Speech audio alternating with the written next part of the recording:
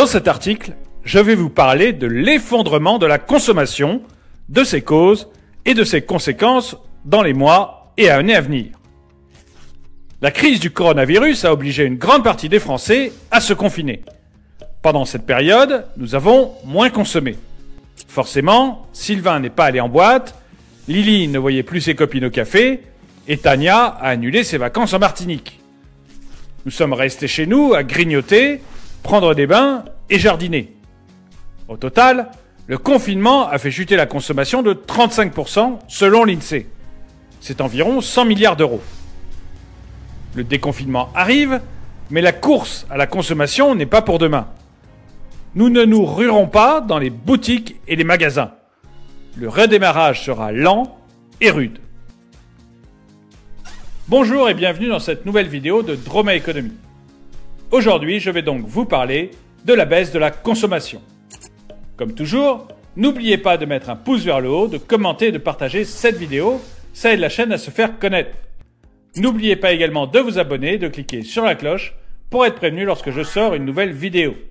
Et si vous voulez m'aider à améliorer cette chaîne, vous pouvez faire un don, même minime, sur Tipeee.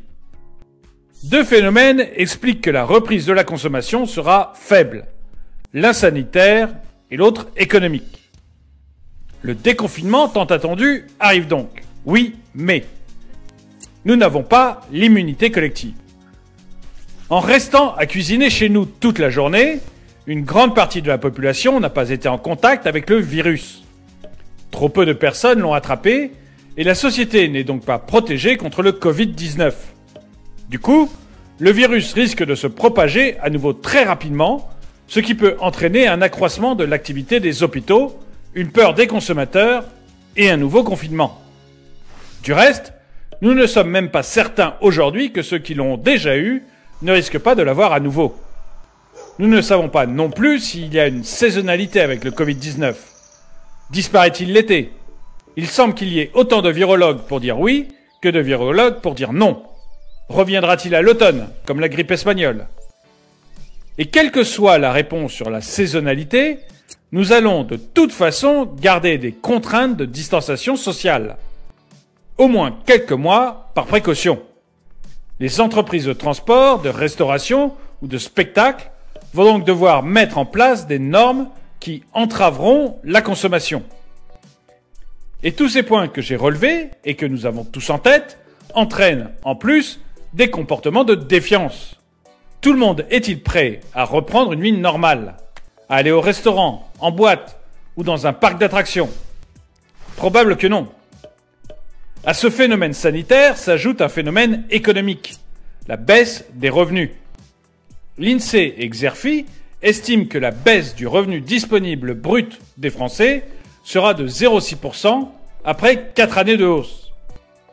Le revenu disponible brut, c'est l'ensemble des revenus moins les cotisations sociales et les impôts. Et par ensemble des revenus, j'entends les revenus du travail, les retraites, les minima sociaux et les revenus de placement, que ce soit la bourse ou l'immobilier. Ce revenu disponible brut, il va baisser à cause d'une baisse de l'emploi salarié, de la chute des revenus des indépendants et de l'écroulement des revenus de placement. Prenons les emplois salariés. Le produit intérieur brut français a dégringolé de 5,8% au premier trimestre, selon les estimations de l'INSEE publiées le jeudi 30 avril. C'est la plus forte diminution dans l'histoire des évaluations trimestrielles du PIB qui ont pourtant débuté en 1949. Cette contraction dépasse largement les reculs observés lors du premier trimestre de la crise financière de 2009, où c'était moins 1,6%, ou encore du deuxième trimestre de la crise sociale de 1968, où c'était moins 5,3%.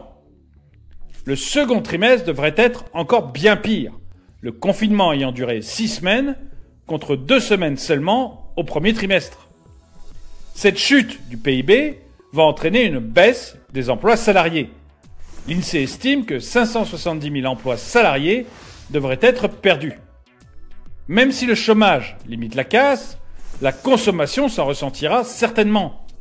Vous n'irez probablement pas acheter une voiture si vous venez de perdre votre emploi. Si les salariés ont le chômage, les indépendants, eux, n'ont rien. Et leurs revenus s'effondrent. L'INSEE estime la baisse à moins 15%. C'est 2 fois plus que pour la crise de 2009. Les aides données par l'État sont loin de compenser cette perte de recettes. Les revenus sont en baisse, donc la consommation sera en baisse. La conjonction du phénomène sanitaire et de la baisse des revenus va entraîner une baisse de 7 à 8% de la consommation. C'est la plus forte baisse en temps de paix. Si vous deviez retenir 3 choses de cette vidéo, ce serait 1.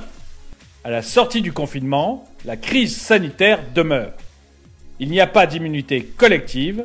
Nous ne savons pas s'il y a une saisonnalité avec le Covid-19.